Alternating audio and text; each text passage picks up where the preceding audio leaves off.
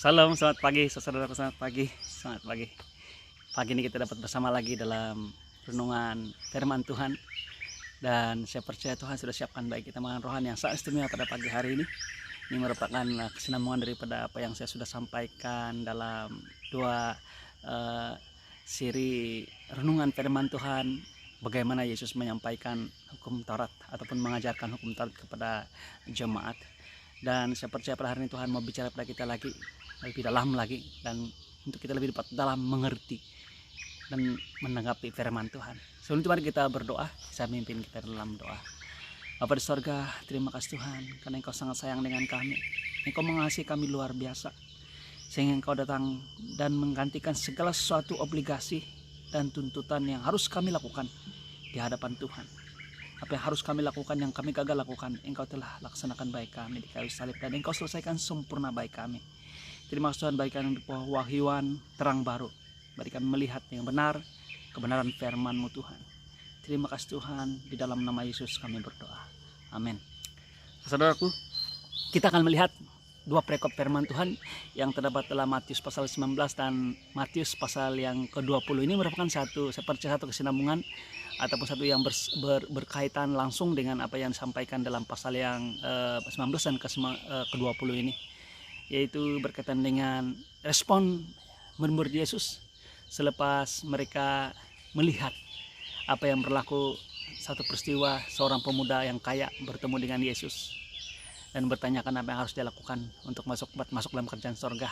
Dan apa yang Yesus jawab, apa yang Yesus berikan kepada pemuda ini sangat-sangat luar biasa, yaitu dia minta kepada pemuda ini untuk melakukan hukum Taurat, yang mana pemuda ini akui sudah melakukannya yang sempurna. Tapi ternyata Yesus dapat membuktikan bahwa dia sebenarnya gagal dan tidak mampu melakukan hukum Taurat ketika dia meminta kepada pemuda ini untuk menjual segala harta miliknya dan memberikan hasil uang yang diperoleh kepada orang-orang miskin. Karena ternyata itu menyatakan ataupun membuktikan bahwa sebenarnya pemuda ini gagal untuk melaksanakan ataupun menunaikan tuntutan hukum Taurat, baik yang pertama sekalipun, yaitu supaya tidak ada Allah lain dalam kehidupannya. Ternyata dia meletakkan hartanya lebih tinggi daripada pribadi Yesus Kristus sendiri. Dan ini ditanggapi oleh murid-murid Yesus sebagai sesuatu yang sangat mustahil. Mari kita lihat respon murid-murid Yesus sebelum kita lihat perikop yang seterusnya untuk kita renung kita pada pagi hari ini, yaitu dalam firman Tuhan dalam Matius pasal yang ke-19 ayat yang ke-23. Mulai kita baca, dia katakan begini, Yesus berkata kepada murid-muridnya, "Aku berkata kepadamu, sesungguhnya sukar sekali bagi seorang kaya untuk masuk ke dalam kerajaan sorga. Sekali lagi aku berkata kepadamu, lebih mudah seekor unta masuk melalui lubang jarum daripada seorang yang kaya masuk ke dalam kerajaan Allah." Ketika murid-murid mendengar itu, sangat gemparlah mereka dan berkata, "Jika demikian, siapakah yang dapat diselamatkan?" Yesus memandang mereka dan berkata, "Bagi manusia hal ini tidak mungkin, tetapi bagi Allah segala sesuatu mungkin." Nah, kita lihat firman Tuhan ini, Yesus memberikan gambaran atau memberikan satu analogi untuk masuk dalam kerjaan surga itu sangat sukar, apalagi dia seorang yang firman Tuhan katakan sini secara konteksnya yaitu seorang yang kaya. Nah, mungkin Anda dan saya mempersoalkan tentang kekayaan ini adalah satu musuh ataupun satu yang boleh menyebabkan kita tidak masuk dalam kerjaan surga. Sebenarnya isunya adalah bukan tentang harta atau kekayaan, karena kita tahu dalam Lukas pasal yang ke-19 kita tahu ada seorang pemungut cukai bernama Zakius. Dia juga seorang yang kaya, tapi sesuatu yang luar biasa berlaku pada Zakius, sehingga dia bukan hanya bertobat, tapi dia menjadi seorang yang sangat murah hati. Dan saya rasa kemurahan ataupun murah hati itu adalah salah satu buah daripada kasih karunia yang telah Yesus tunjukkan dan berikan kepada Zakius, sehingga dia berubah dengan luar biasa. Saya katakan dia mengalami transformasi, dia mengalami pertobatan yang luar biasa. Dan Tuhan Yesus confirm, dia katakan bahwa di rumah ini ada keselamatan, terjadi keselamatan. Luar biasa. Dan saya percaya apa yang Tuhan Yesus katakan tentang kemustahilan adalah berbicara tentang apabila kita meletakkan harta itu melebihi daripada kita meletakkan Tuhan di dalam kehidupan kita. Ini yang menjadi isu bagi orang-orang yang kaya. Malah diilustrasikan seperti dia katakan lebih mudah seekor unta masuk ke lubang jarum dibanding seorang yang kaya masuk dalam kerajaan sorga. Ini satu yang sangat-sangat luar biasa mustahil. Mustahil karena bukan tidak dapat diselamatkan, tetapi karena orang ini melihat bahwa keselamatan itu diperoleh dengan apa yang harus dia buat, tindakan yang harus dia buat. Dan jikalau itu berbicara tentang apa yang harus seseorang itu lakukan untuk dapat masuk dalam kerajaan sorga, itu adalah analogi yang paling tepat sekali. Mustahil, karena lebih mudah seekor unta masuk ke lubang jarum daripada seorang kaya masuk dalam kerajaan sorga. Nah, murid Yesus membuat tanggapan yang tepat apa yang Yesus katakan itu, sehingga apa yang mereka katakan, siapa yang dapat diselamatkan, ini satu yang mustahil. Yesus memberikan assurance, Tuhan Yesus memberikan satu penghiburan, saya percaya penghiburan, dan memberi keyakinan kepada murid-muridnya, katakan memang mustahil bagi manusia, tapi tidak mustahil bagi Allah, karena Bapa di sorga ada rancangan yang istimewa, satu yang sangat luar biasa, yang dapat mengatasi isu keselamatan ini berdasarkan apa yang kita buat, dengan sesuatu yaitu penyelesaian keselamatan yang kita perolehi berdasarkan kasih karunia, atau apa yang Tuhan Yesus Bapa di sorga laksanakan dan rencanakan dan laksanakan dalam Kristus Yesus. Amin. Mari kita lihat ini respon Petrus dalam pasal yang ke-19 ayat yang ke-27 mula. Apa yang Petrus katakan? Lalu Petrus menjawab dan berkata kepada Yesus, kami ini telah meninggalkan segala sesuatu dan mengikuti Engkau. Jadi apakah yang akan kami peroleh? Kata Yesus kepada mereka, aku berkata kepadamu, sesungguhnya pada waktu penciptaan kembali, apabila anak manusia bersemayam di takhta kemuliaannya, kamu yang telah mengikut aku akan duduk juga di atas 12 takhta untuk menghakimi ke-12 suku Israel. Dan setiap orang yang karena namaku meninggalkan rumahnya, saudaranya laki-laki atau saudaranya perempuan, bapak atau ibunya, anak-anak atau ladangnya, akan menerima kembali 100 kali lipat dan akan memperoleh hidup yang kekal. Tetapi banyak orang yang terdahulu akan menjadi terakhir, dan yang terakhir menjadi yang terdahulu. Nah, saudaraku, banyak orang, saya katakan malah pemberita-pemberita Injil ataupun juga pengkhotbah di atas mimbar menyatakan bahwa inilah satu confirmation bahwa Yesus menekankan tentang apa yang harus kita lakukan. Kita ada bahagian kita.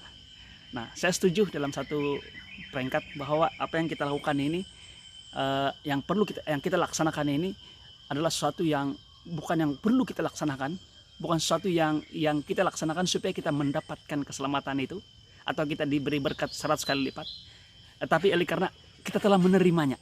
Kita telah mendapat dan telah menerima kemurahan Tuhan untuk mendapat kehidupan kekal bersama Tuhan di sorga.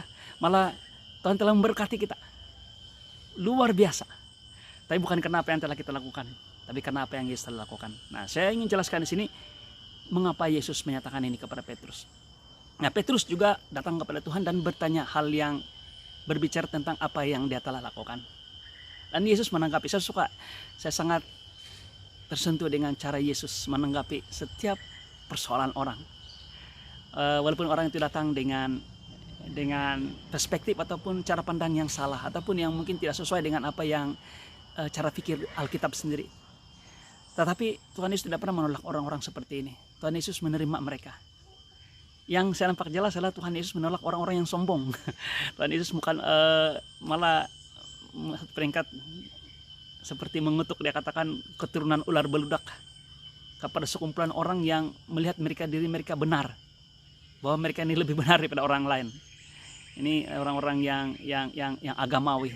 Tetapi orang-orang yang datang dengan penuh kerendahan hati, yang ingin mengetahui dan ingin mencari jawaban apa yang harus mereka lakukan, walaupun itu merujuk kepada apa harus mereka lakukan. Tuhan Yesus menanggapi mereka dengan begitu penuh kasih. Saya percaya pemuda yang kaya yang kita telah telusuri sebelum ini, juga Tuhan Yesus melihat dan melayani beliau dengan penuh dengan kasih.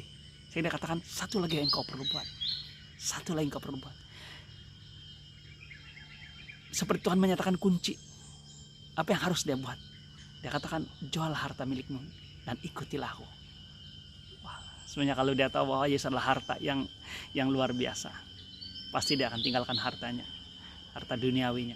Tetapi itulah kenyataannya, bahwa jika kita bergantung pada kekuatan kita tidak akan pernah mampu melakukan hal yang terbaik pun dalam kehidupan kita. Apalagi menunaikan segala tuntutan ke-10 tuntutan hukum Taurat.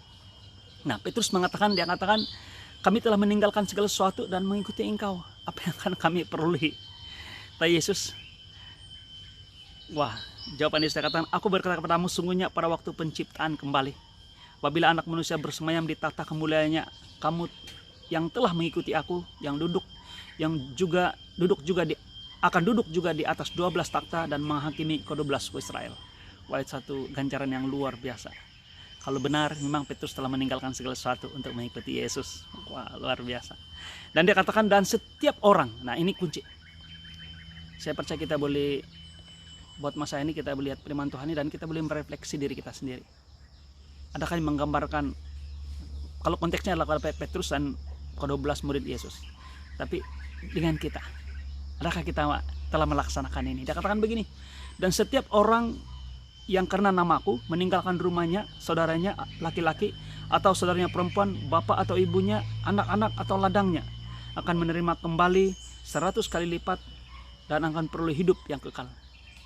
Wah, kalau kita mampu melakukan semua ini. Saya suka satu hal yang dalam ayat ini, Tuhan Yesus tidak mengatakan meninggalkan istri atau meninggalkan suami. Dia katakan hanya rumah, saudaranya, kemudian bapak ibunya, anak-anak dan ladangnya. Ladang itu berbicara tentang harta, apa yang kita miliki, membelakangi dan mengikuti Yesus.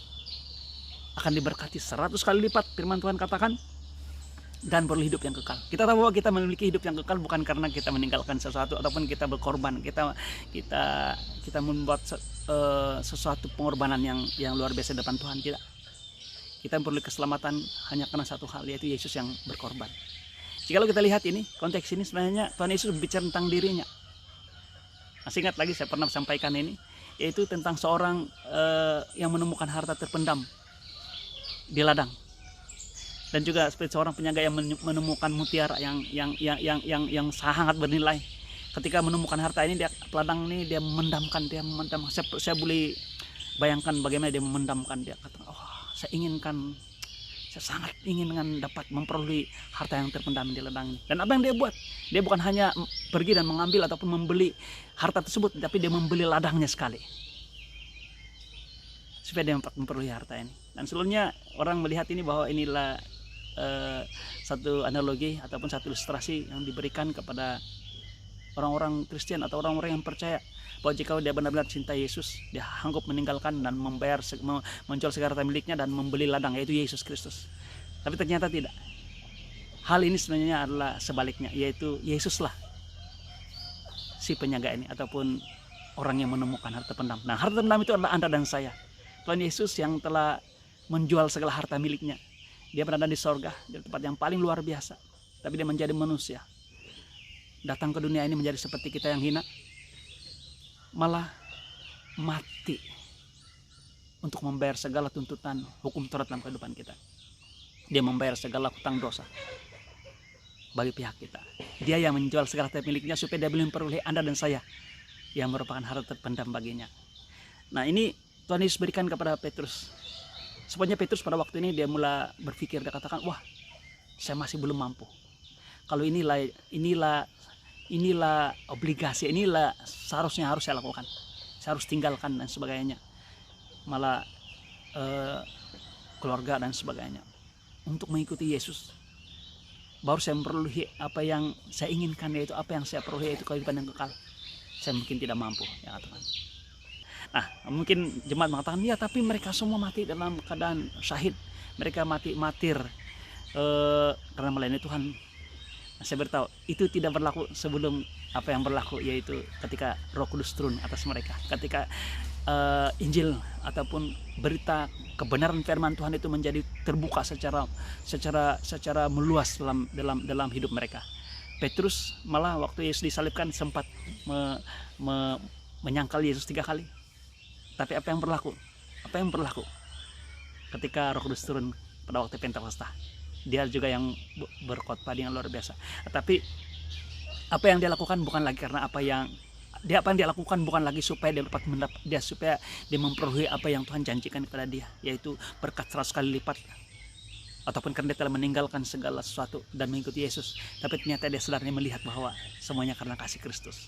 Dan apabila dia melihat pengorbanan Kristus, apa yang dia lakukan itu sangat kecil berbanding apa yang Yesus lakukan. Malah tidak pernah dapat kita balas apa yang Yesus lakukan dan telah laksanakan dalam kehidupan kita. Haleluya. Nah, Yesus jelaskan ini dengan begitu baik sekali. Dan untuk membuka mata murid Yesus, perikop berikutnya menjelaskan. Kita baca firman Tuhan ini. Dia katakan begini. Perumpamaan tentang orang-orang upahan di kebun anggur. Adapun hal kerjaan sorga sama seperti seorang tuan rumah yang pagi-pagi benar keluar mencari pekerja-pekerja untuk kebun anggurnya.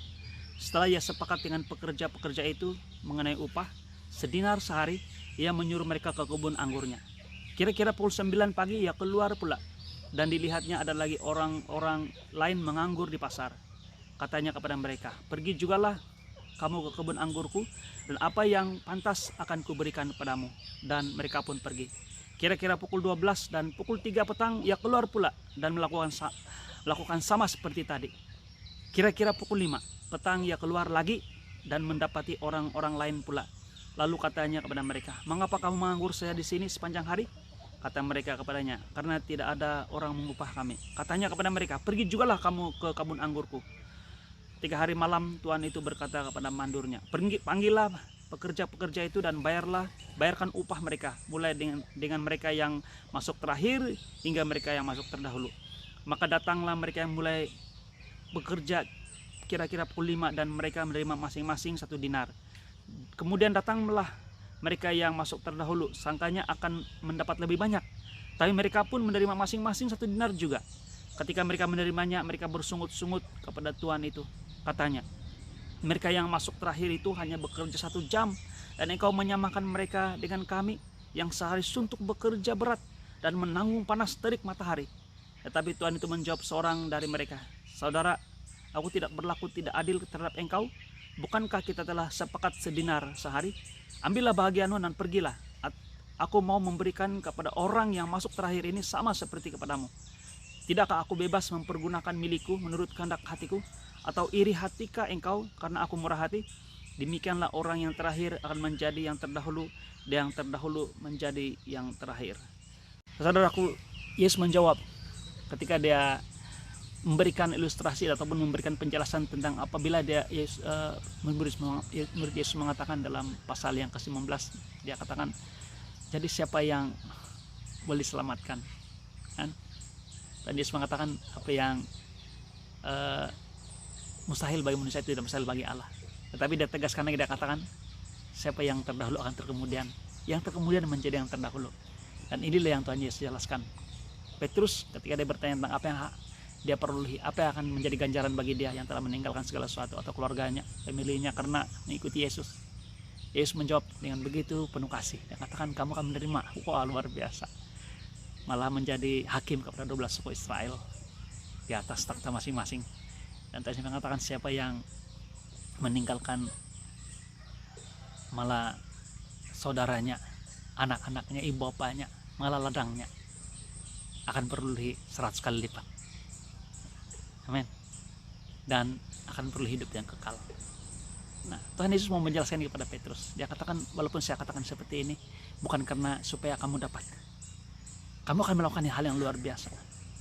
Kamu akan menjadi malah sanggup berkorban, malah melakukan pekerjaan Tuhan dengan begitu penuh dengan kasih yang luar biasa, kesanggupan yang luar biasa, pengorbanan yang luar biasa. Bukan karena supaya kamu dapat memperoleh apa yang saya janjikan, tapi justru karena saya telah memberikan kepada kamu terlebih dahulu.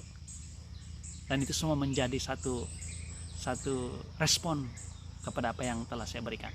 Dan Yesus memberitahu kepada murid-muridnya, seperti tadi dijelaskan kepada murid-muridnya, dia katakan bahwa apakah beza orang yang melihat fokus kepada apa yang dia lakukan dengan orang yang fokus kepada apakah yang Tuhan, atau dalam konteks ini si peladang ini akan lakukan atau berikan kepada mereka. Nah, pada pukul 6 pagi, pada waktu pagi-pagi benar, dia pergi pada pasar dan mencari pekerja. Ketika menemukan orang, dia bertemu orang dan bertanya, adakah ada pekerjaan? Yang katakan tidak ada. Dia katakan pergi ke ladang saya dan bekerja untuk saya. Dan mereka telah bersetuju untuk pekerjaan 1 hari adalah 1 dinar. Maksudnya upah pekerjaan 1 hari adalah 1 dinar. Sekarang kita boleh samakan ini dengan upah apabila kita melakukan hukum Taurat dengan sempurna. Saya katakan dengan sempurna, bukan yang terbaik. Yang terbaik bagi Tuhan adalah yang sempurna, atau dalam bahasa Inggris zero defect. Sepenuhnya kita lakukan. Nah, upahnya 1 dinar. Upahnya adalah keselamatan. Ini kita sama-sama kita terus aplikasikan bersama-sama. Sementara apabila dia pergi pada pukul 9, kemudian pukul 12, pukul 3, kemudian pukul 5 petang, yang 1 jam dia bekerja sehingga jam 6. Itu 1 hari pekerjaan bekerja bagi orang-orang Israel pada zaman itu. Nah, semua ini mereka bagi 1 dinar. Tapi tidak ada satu ketetapan yang diberikan oleh tuan ini ataupun peladang ini, katakan yang saya beri 1 dinar, tidak. Tapi dia kata apa yang saya pikir baik, saya akan berikan kepada kamu. Nah, semua pribadi ini yang bekerja dan jam 9 hingga jam 5 ini adalah orang-orang yang berharap kepada kebaikan si peladang saja, semata-mata. Mereka tidak tahu adakah mereka ingin beri setengah dinar kah, atau ada istilah setengah dinar, mungkin 2 dinar atau 1 dinar, tidak. Tapi apa yang baik. Nah, saya beritahu kita pada hari ini, di akhir hari tersebut, apabila gaji dibayar ataupun upah dibayar kepada semua pekerja ini, orang yang pertama ini, orang yang bekerja dari jam 6, dia katakan saya sudah bekerja 1 hari di bawah panas matahari, kenapa saya hanya diberi 1 dinar saja? Dia lupa bahwa itulah obligasi, itulah yang dituntut dalam dirinya, itulah yang telah diberikan berdasarkan persetujuan yang telah diberikan padanya. Sementara yang lain menerima, mungkin seperti wah, kami mendapat upah 1 hari, sedangkan kami bekerja hanya berapa jam saja. Apalagi yang hanya bekerja 1 jam saja dari jam 5 hingga jam 6. Dia kata, wah, saya mendapat 1 dinar, ini upah 1 hari. Sampai mereka semua maklum bahwa 1 dinar itu adalah upah untuk 1 hari. Dan mereka merasa, wah, luar biasa mendapat upah seperti ini kemurahan. Ini bukan apa yang kita buat, tapi apa yang menjadi kemurahan si peladang ini. Nah, saudaraku, Yesus memberikan message yang sangat jelas kepada kita, kepada Petrus, bahwa keselamatan maupun ganjaran, kemuliaan ajaran. Saya percaya Tuhan memberikan kita ganjaran juga. Sebenarnya kalau ganjaran adalah sesuatu yang kita lakukan, yang ada kita lakukan. Nah, saya percaya Tuhan memberikan kita upah, Tuhan memberikan kita reward kepada apa yang kita lakukan di dalam pekerjaan ladang Tuhan. Tapi bukan karena untuk mendapatkan keselamatan, tapi karena kemurahan Tuhan. Tuhan memberikan ekstra, Tuhan memberikan kita kemurahannya. Amin. Kita sudah kasih karunia-Nya, dan kita ambil kasih karunia itu dan kita aplikasi dalam kehidupan kita ambil itu, kita terima itu. Dan apabila kita menerima dan mengerjakan kasih karunia yang telah Tuhan beri kepada kita, Tuhan memberikan kita lagi upah yang telah kita lakukan ini. Wah, luar biasa. Saudaraku, saya ingin menutup apa yang saya sampaikan pada hari ini, yaitu apa yang Tuhan Yesus sampaikan. Message yang Tuhan Yesus sampaikan adalah segala sesuatu, baik ganjaran yang dipikirkan oleh Petrus, jikalau itu ada. Kita sendiri boleh pikirkan bahwa adakah kita layak menerima ganjaran? Adakah kita sudah melakukan apa yang seperti Tuhan Yesus katakan, meninggalkan segala sesuatu dan mengikuti Yesus? Dalam banyak hal kita gagal. Dan jika kita masih diberkati sampai saat ini, bukan karena apa yang kita lakukan, tapi karena apa yang Yesus telah lakukan dan bayar sempurna bagi kita di kayu salib. Karena kemurahan Tuhan, kasih Tuhan semata-mata. Apalagi keselamatan. Kita bukan mendapat keselamatan karena kita telah melakukan sesuatu, tapi karena Yesus telah melakukan sesuatu. Dan inilah message yang Tuhan Yesus ingin sampaikan kepada baik Petrus dan baik kita semua, baik murid-murid Yesus semua. Dia katakan bahwa it's all about grace. Dan kasih karunia adalah bukan sesuatu yang kita tuntut, kita lihat, kita nilai berdasarkan apa yang kita telah laksanakan, apa yang kita lakukan. Tapi kita adalah pekerja-pekerja yang 100% berharap hanya kepada kemurahan dan juga kebaikan hati Tuhan kita. Wah, saya percaya Tuhan kita sungguh luar biasa. Karena apa yang terbaik di sorga, yang sangat Dia kasih, Dia katakan, inilah anakku yang aku kasih. Malah bukan hanya sekali, Bapa di sorga menyebut ini ketika Yesus berada di Yerusalem, dan juga ketika Dia berada di gunung yang paling tinggi, ketika Dia mengalami transfigurasi. Inilah anak yang aku kasih. Tapi justru Bapa di sorga mengatakan ini. Dia memberikan Yesus pada kita. Karena begitu besar kasih Allah akan dunia ini, sehingga dia memberikan Yesus Kristus kepada kita, kepada Anda dan saya, supaya barang siapa yang percaya kepada dia, kepada Yesus, memandang Yesus, tidak binasa tapi beroleh hidup yang kekal. Jikalau Bapa di sorga telah memberikan yang terbaik dari sorga kepada kita, yaitu Yesus Kristus pribadi, Kristus Yesus Kristus, bagaimana mungkin dia tidak memberikan yang lain bagi kita? Damai sejahtera, kecukupan, malah kelimpahan, kesembuhan. Amin. Haleluya. Semuanya karena kasih Tuhan. Semuanya karena kasih Tuhan. Semua yang Bapa di sorga berikan kepada kita oleh Kristus Yesus, itulah kasih karunia. Dan Yesus menjelaskan dengan cukup luar biasa. Dan saya percaya melalui renungan singkat kita pada pagi hari ini, Anda saya dapat insight dan memahami lebih dalam lagi. Bukannya arti keselamatan, tapi apa artinya dan bagaimanakah Yesus mengajarkan hukum Taurat kepada jemaat, supaya kita melihat, supaya Petrus melihat, supaya audiens Yesus pada waktu itu melihat bahwa kita tidak mampu, dan sebenarnya kita hanya memerlukan satu hal, yaitu juru selamat. Amin. Mari kita berdoa. Bapa di sorga, terima kasih Tuhan, Engkau sangat baik, luar biasa dengan kami. Sekali lagi Engkau memberikan kami insight yang luar biasa, melihat dengan benar tentang kasih-Mu yang luar biasa Bapa di sorga. Ketika Engkau menyampaikan hukum Taurat, Engkau menyampaikan obligasi-obligasi yang harusnya dilakukan oleh manusia, ternyata apa yang Engkau bawa, Engkau lihat, supaya kami dapat melihat adalah semuanya karena kasih karunia-Mu, supaya kami sadar, supaya kami melihat dengan benar bahwa kami tidak mampu, tapi kami memerlukan Engkau. Semua karena kasih-Mu Tuhan. Kami berharap bukan apa yang telah kami lakukan, tapi kami berharap kebaikan hati Tuhan, kasih Tuhan sendiri kepada kami. Terima kasih Bapa. Haleluya. Dalam nama Yesus kami berdoa. Amin. Saudaraku, sampai kita bertemu lagi. Tuhan memberkati. Shalom. Amin.